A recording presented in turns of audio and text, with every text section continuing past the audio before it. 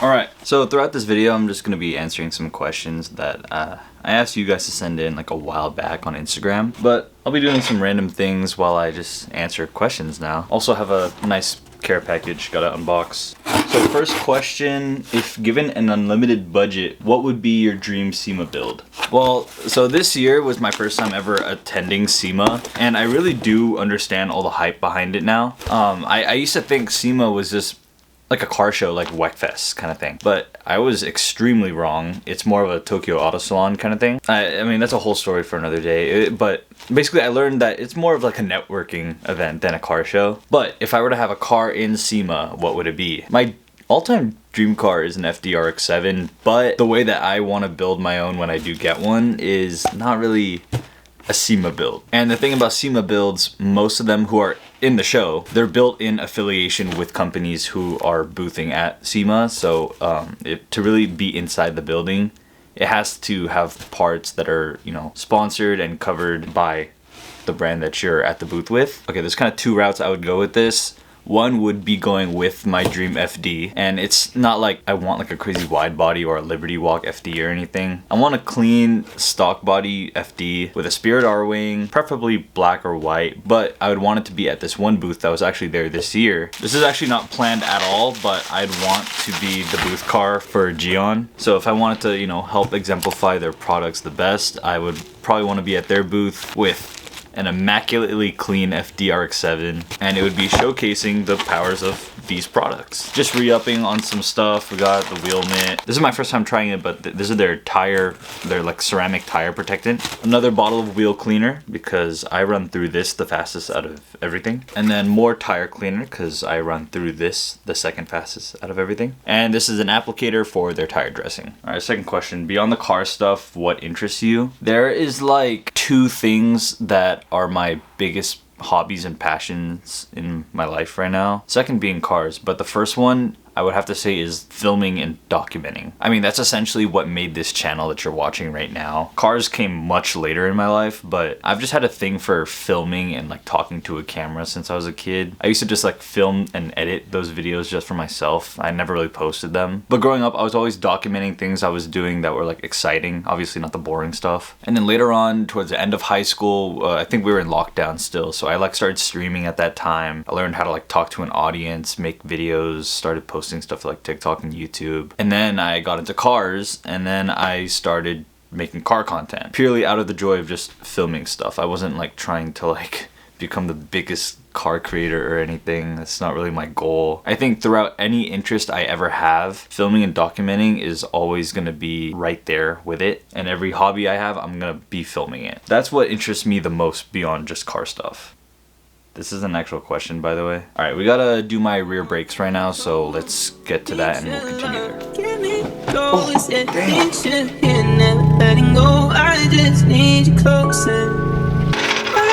damn. I see you every day, but still I feel you in my head. I need that body close to me to make me feel okay.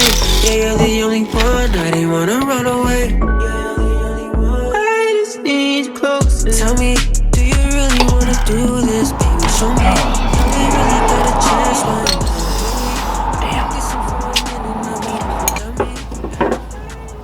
I had to put my gloves on because I might have hit my hand in the wheel well. All right, let's see what the next question is. Where do you ultimately want the ND to end up build-wise? So basically this build started as just a car, like just a daily. It was like after I got coilovers and stuff, I went to the local mountain for the first time. But that first like mountain run kind of introduced me to enthusiast driving.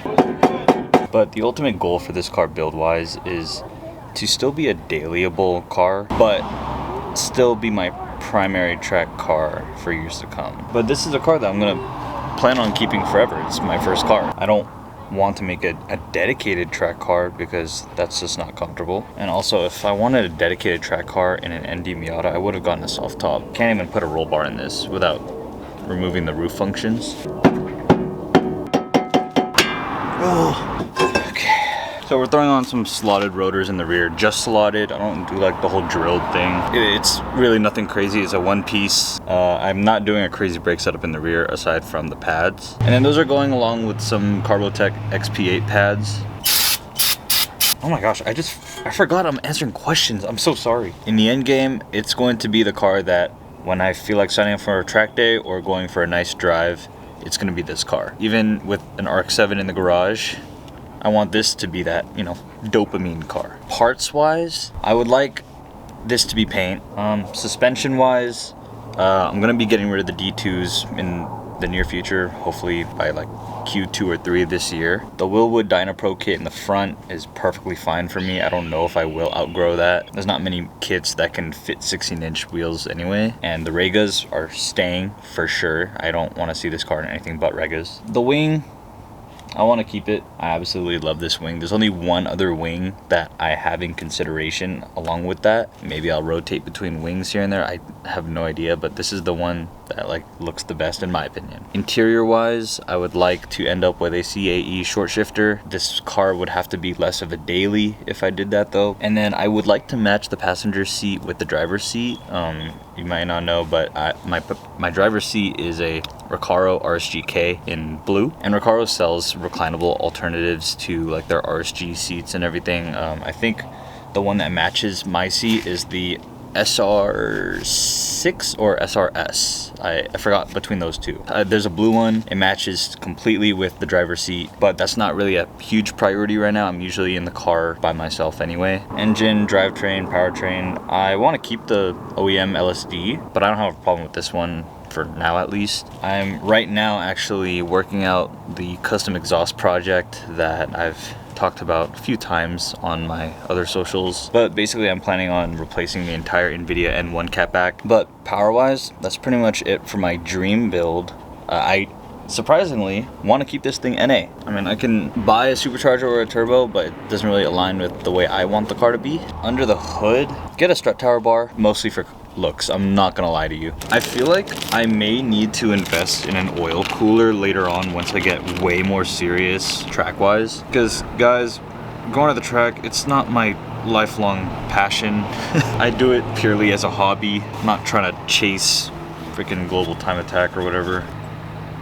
Oh, a huge one that I want to get done this year is side skirts. Completely not performance oriented at all. It's purely for the sake of how I want the car to look. I don't want to say what side skirts officially until I've actually got them, because who knows, I might not be able to get them. There's a bit of a wait time on them from what one of the vendors told me. Oh my god, I almost put the pad in backwards. They're sitting in my garage right now, but I have some Carceps front camber bushings.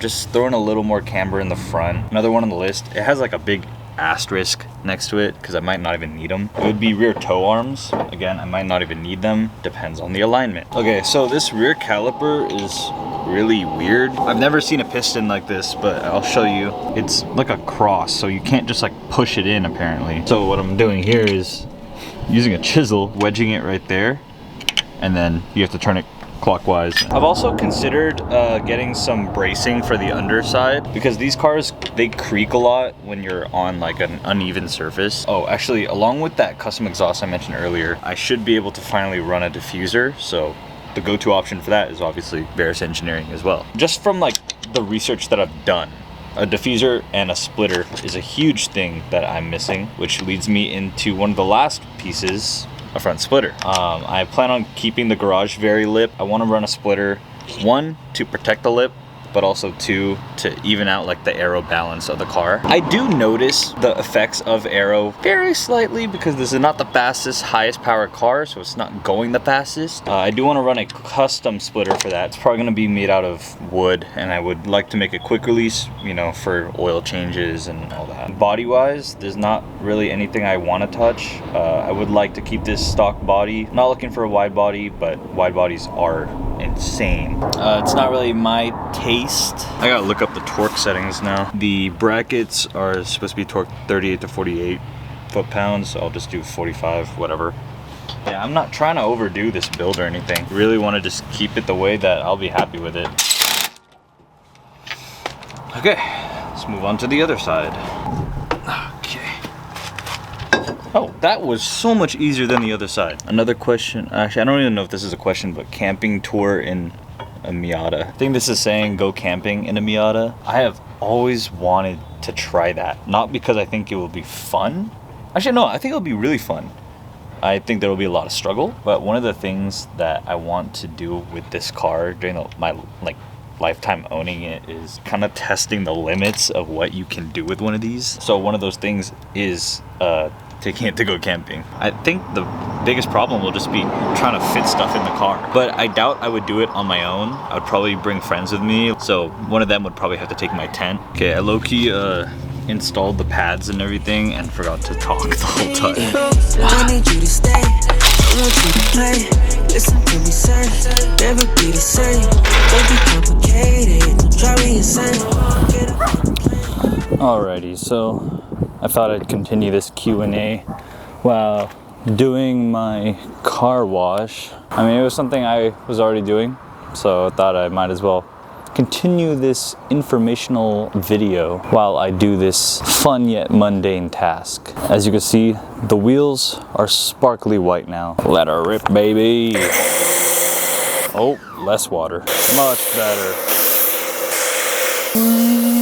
All right, first question for this segment is, what's your in and out order? I think I've experimented with a few different orders over the years. I got more conscious about what I ate and how much I ate as of the last few. But nowadays I stick to a double with everything, with some raw onions. I think I had pickles in there too. I'm sorry to the pickle haters. I used to get a strawberry milkshake like every single time. I try not to do that anymore, but they're just so good. Sometimes I still do, I'm not gonna lie. Second question is, would you ever film a vlog on an iPhone?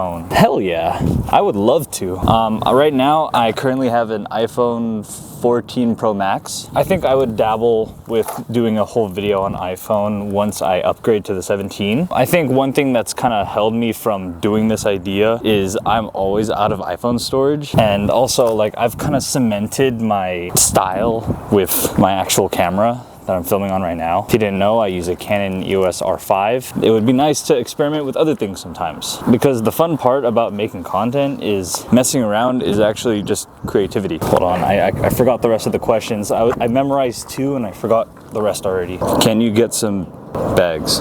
No. I have this inside joke with people that, you know, bags not the way to go, but if I'm gonna be completely serious, they're actually really beneficial. I mean, you can adjust your ride height whenever, like, that's sick. But would I run them on my personal car? No. It's just for my needs. I would like to not worry about them popping or something. I think they are great. I personally just wouldn't do them. If you were to replace the Miata, what would you get? I typically don't like to think about this question. Hold on. If I had to be left with one car, of course, I'd want it to be my dream car. Would I want my one and only car to be a rotary? I'm not really sure about that. You know what? I'm overthinking it. Yeah, I'd want to replace it with the FD. How often do you run into problems because your daily doesn't have back seats? Not that often. I would say the only times that comes up is when I gotta haul something. Obviously you can't haul anything in this. I'm just gonna speak on a general level. Like, you can't put a shelf in here. I bet you there's someone that has though. But honestly, my lifestyle, it's just me most of the time in this car. I rarely have to haul more than 2 people, and when I do have that situation, usually there's other cars with us. Yeah, it's really not that big of a deal to me anymore. When I first got the car, I was like spooked by that. Now, not so much. So to answer your question, no, not that often actually. Why a Miata to start? Why not a Civic or a BMW? To this day, I still think Civics are some of the best starter cars ever. A BMW for a starter car, there's a lot of people that make it work. You guys can correct me on this, but I think Japanese cars are easier to work on or fix. Did I spray this panel? Oh, shoot. But when people do ask me, is the Miata platform beginner friendly? I always say yes, and I firmly believe that. Most of the time it's a cheap, affordable car that you could just throw around. But most importantly, they teach you a lot about having fun and driving. Can I get blessed by your cinematic skills? Let's be clear, guys. My videos are nothing crazy, in my opinion. Most of the time, it's just because I have a decent camera. I do like try to have an eye for like nice shots and everything and storytelling, but I don't really think too highly of what I do, because most of the time my cinematography is just me going like this.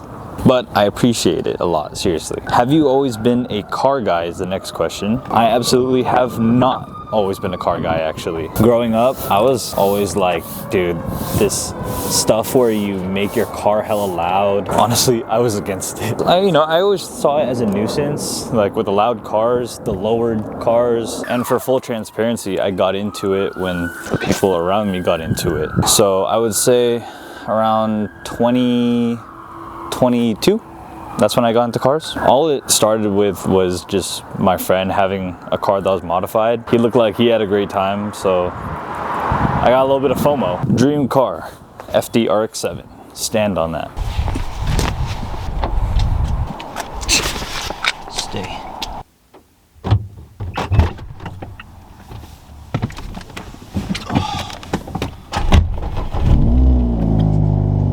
It's raining now. At least this time it's not like super pouring rain, but I don't want to jinx it. I'm just gonna continue the Q&A. Obviously, I'm wearing something different. It's another day while we go run some errands. I'm just donating a bunch of clothes, trying to free up space right now. So that's where we're going. All right, so continuing, what got you into track? To put it simply, maybe it's a little corny, but I was inspired by the Gran Turismo movie, and I'm talking about the one that came out like 3 years ago? I watched that movie. Prior to that, I had no interest in like putting this car on a track or anything like that. When I saw it, I was like, you know what? That was like super inspiring. So then I was like, you know what? I want to try that out as just like a hobby, as like a fun thing. I don't want to compete or anything. That's not really my personality. You know, I started doing things like getting coilovers and all that. And a good friend of mine, his name's Johnson, he was actually the one that was co-driving with me when I was at Thunderhill West in like a couple videos ago. When I met him, you know, we would chop it up, and he actually is the one who asked if I was interested in tracking this car. I was like, yes. Like, as everyone says, they say yes, but it takes a while to actually take action on going. And he was the one who sent me the first event I ever signed up for. It was Thunderhill East backwards. It's not the best thing to do for your first track day, a backwards orientation, but it got me to sign up. And because of him, now I actually, you know, sign up for a lot more events more often. So I think something that helped me out was that it took someone to come in and actually push me to press the sign up, rather than just waiting until the right time. Because honestly, there's not going to be a right time. I'd say if you want to start, just start looking at events. I look at Motorsport Reg and just, you know, shop around like as if like you're shopping for parts or something, and you'll find an event that sounds like it'll be good for you. And once you hit the sign up, it gives you a deadline to do whatever you're sitting on. So I think that's my advice. Just sign up. But yeah, to sum it up, it was the Gran Turismo movie that got me into tracking the car. Next one is, what LUTs do you use? Color grade settings. If you go through like all my YouTube videos, you'll see that you can see there's eras of what LUTs I used. There's different color styles in most of them. I can't really like name the exact ones I use because they're called like PSC Cinematic V9 or like, you know. The best way to find the LUT that you like is going around on like YouTube or asset library softwares and just testing out different ones that you like. The ones that I use, not everyone's gonna like them. I first started finding LUTs by just going on YouTube and searching free like cinematic LUTs, and I found a bunch of free ones. A lot of YouTubers talk about different packs and everything, give you free downloads. So that's super helpful. Later on, I was able to find more LUTs when I actually had to do this UGC video for Motion Array, which is like this asset library. I had to make a video for them a while back, and I, you know, went through all the LUTs and I downloaded a bunch to see what I liked. So I would say a lot of the LUTs I use today are from Motion Array, but you do have to pay for that. But if you're like still trying to like find your style and everything, I would say don't pay for LUTs yet. Just see what you could find for free. Also, if you're like lost in what I'm talking about right now, LUTs, it stands for lookup table, but it really just means a filter for your videos, like your color grading and everything. So I can create different like color styles like this. Opinion on the FC RX-7. I look at the FC as like a classy JDM car. In my head, I see the FD RX-7 as like a guy with, nice trendy fits, like a guy that knows how to rock baggy jeans, a nice crew neck, nice jewelry, likes drinking matcha, while the FC is like a guy who knows how to wear like button-up shirts or slacks or like a trench coat. That was the weirdest analogy I've ever made about cars, but lots of respect for the platform. It's just not my taste. Okay, I need to go drop off this donation bag. I actually put it all in my free Alpharex bag from SEMA, but these Alpharex bags are massive, so I was able to fit all the clothes I had to donate anyway. But yeah, I'm gonna go donate these real quick.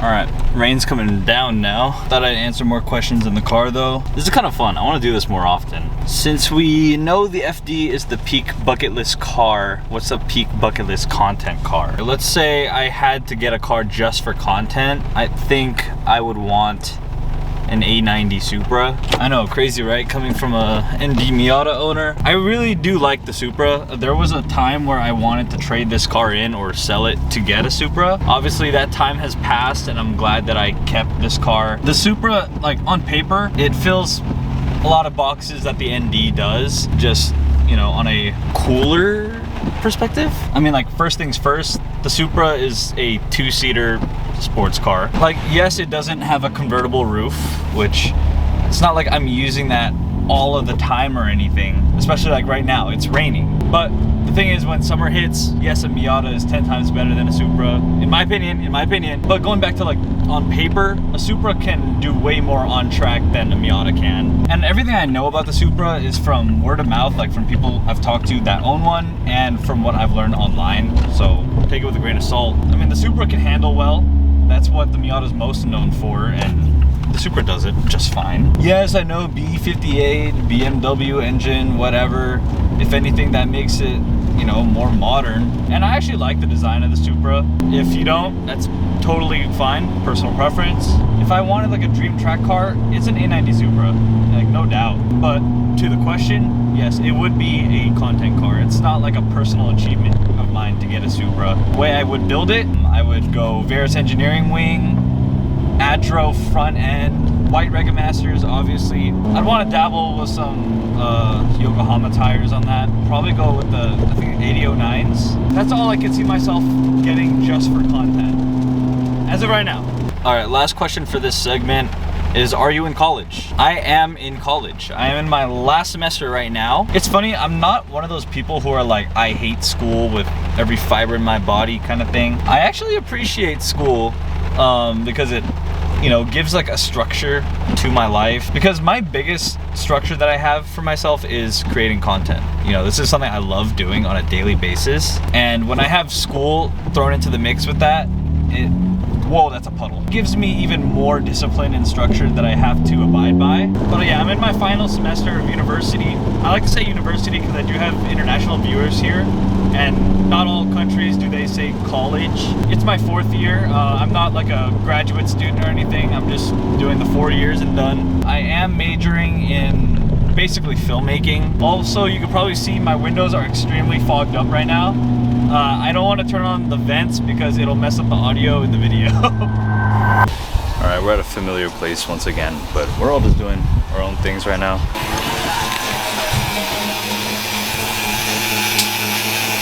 Okay. TikTok shop. TikTok shop. TikTok shop final boss. Okay, sanding down the bumper tabs. Okay. Holy fuck. Yeah, I'm sure you got a before and after, bro. Oh, well, actually, here. Okay, before. Cruddy. Oh my. Oh my god! Everyone's just doing their own thing. So that's gonna be the end of this video. If you guys did enjoy that one, I appreciate you guys for staying to the end. I guess this was just like a lore drop video for me. But yeah, we have some changes to the ND coming up very soon. My apologies for the long delay in long form videos. If you guys do want to stay up to date with me and, you know, other things that I'm doing aside from these videos, you could follow me on TikTok and Instagram. Things have been very busy the past couple months for me, so we're getting back into the flow now, so I'm gonna catch y'all soon. closer.